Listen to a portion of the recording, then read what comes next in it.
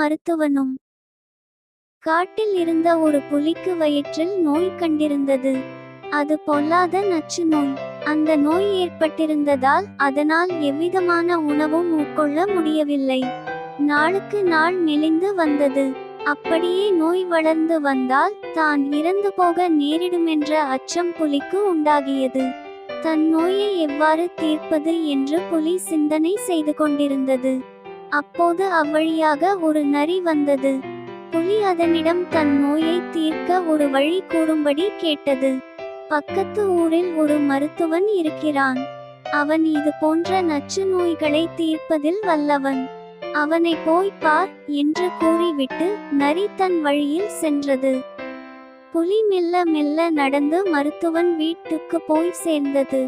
அந்த நச்சு மருத்துவன் புலியின் துன்பத்தை கண்டு மனம் இறங்கினான். அதற்கு தகுந்த மருந்து கொடுத்து நோயை குணப்படுத்தினான். நோய் தீர்ந்தவுடன் புலிக்கு பசி எடுத்தது. அத்தனை நாட்களாக ஒன்றும் தின்னாமல் இருந்ததால் பசி அதிகமாயிருந்தது.